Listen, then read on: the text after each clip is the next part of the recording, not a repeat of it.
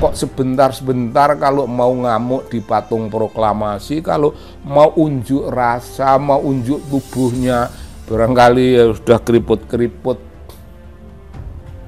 di patung proklamasi. Nah, Bung, yang malu siapa dalam urusan ini? Karena 2.000 apa 20.000 orang yang ngancam tempo hari itu nggak pernah ada. Mereka akan datanglah dari daerah Solo apa Jogja sana ke Jakarta, tapi yang datang hanya berita. Itu hanya kata-kata, Bung. Siapakah yang malu? Mestinya kalau hidup ini masih harus dilengkapi dengan rasa malu.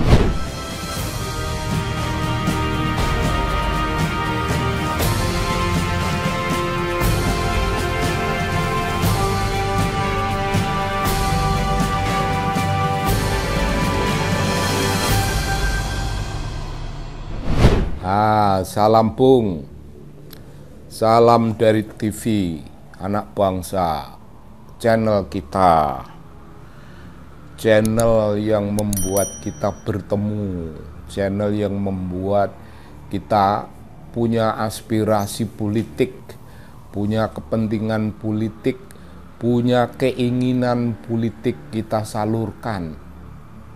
Untuk apa? Oh, ini bukan politik untuk politik. Ini politik untuk kita abdikan bagi kehidupan kita dalam berbangsa. Oh, berbangsa. Ya, itu kelengkapannya itu namanya berbangsa dan bernegara.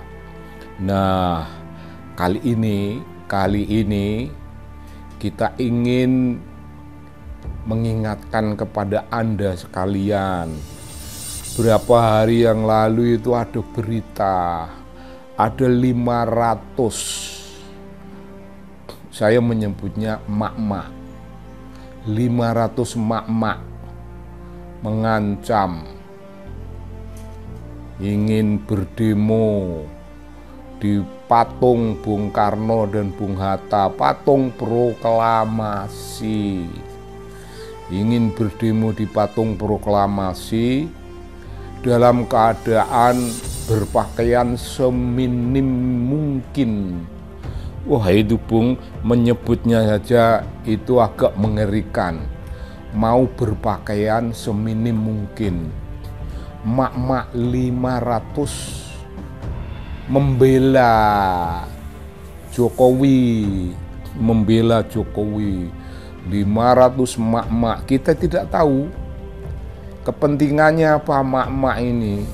Apakah mak-mak yang ini adalah bagian dari mak-mak pengajian tempo hari, mak-mak pengajian yang sebentar-sebentar mengatakan kepada publik diri mereka sudah hijrah, diri mereka sudah sampai pada suatu pemikiran, pada suatu tahap kehidupan keagamaan. Oh, yang paling tinggi, ya macam gitu Bung, macam gitu. Apakah mak-mak ini adalah juga mak-mak yang tempo hari itu menangis-nangis? Wow, menangis-nangis Bung, menyayangkan terjadinya apa yang mereka menyebutnya tuduhan-tuduhan kepada Jokowi mengenai jasa palsu. Bung, mari kita renungkan pelan-pelan Bung. Mari kita renungkan pelan-pelan. Mak-mak dalam masyarakat kita itu mak-mak dalam kelas sosial macam apa yang begitu terpengaruh, begitu punya perhatian terhadap urusan politik, wabil khusus urusan yang menyangkut ijazah. Bung, mak-mak di masyarakat kita yang terkenal itu mak-mak di pengajian-pengajian yang pokoknya paling baik sendiri itulah. Ya sudah, kita tidak mempersoalkan itu, tapi pokoknya kelas sosial mak-mak itu yang begitu. mereka itu tidak ada pedulinya dengan urusan dunia pendidikan, urusan yang namanya ijazah, tidak ada hubungannya. Mereka tidak ada peduli-pedulinya dengan bagaimana orang satu mendiskusikan urusan ijazah, apakah ijazah itu palsu atau ijazah itu ada atau tidak ada dan sejenisnya. Yo nggak ada pun namanya mak-mak model itu. Lain hal kalau mak-mak itu ibu-ibu, baik ibu-ibu muda maupun ibu-ibu pada usia tertentu di kampus, itu lain Bung. Jelas lain sama sekali. Kalau mereka yang punya perhatian pada perkara itu, kita percaya. Tapi kalau mak-mak itu yang datang di rumah Jokowi dan nangis-nangis, itu tempo hari udah lama. Saya belum pernah membicarakannya. Kalau tipologi mak-mak macam itu, kita tidak percaya Bung ada mak-mak punya perhatian begitu. Apakah itu artinya? Ya artinya mak-mak ini bukan orang-orang yang memiliki kesadaran politik, yang penting tidak ingin menyampaikan aspirasi politik. Ini mak-mak ini kualitas orang-orang yang diundang, orang-orang yang disuguhlah datang di rumah Jokowi, diajari menangis supaya menangisi Jokowi. Alangkah memalukannya. Disusul sekali lagi 500 mak tadi. Jangan keliru, barangkali beberapa bulan sebelumnya itu tempo hari ada 2.000 atau 20.000 pasukan Bung, ya bukan pasukan tentara dalam hal ini, pasukan pembela Jokowi, orang-orang berani mati Bung, orang-orang berani mati yang mengancam, ya kita tidak tahu siapa yang diancam. Mereka ingin menunjukkan suatu kekuatan. Orang berani mati di patung proklamasi itu juga. Kita tidak tahu apa artinya patung proklamasi bagi mereka. Kok sebentar-sebentar kalau mau ngamuk di patung proklamasi, kalau mau unjuk rasa, mau unjuk tubuhnya, barangkali ya sudah keriput-keriput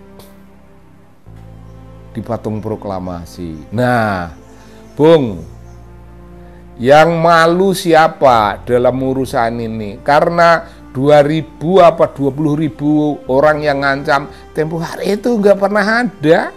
Mereka akan datanglah dari daerah Solo apa Jogja sana ke Jakarta, tapi yang datang hanya berita. Itu hanya kata-kata, Bung. Siapakah yang malu mestinya?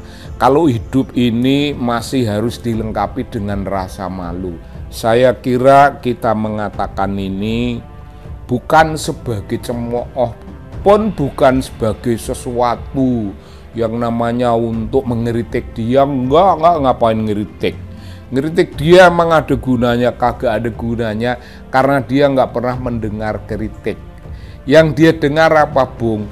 Hanya suara yang ingin dia dengar.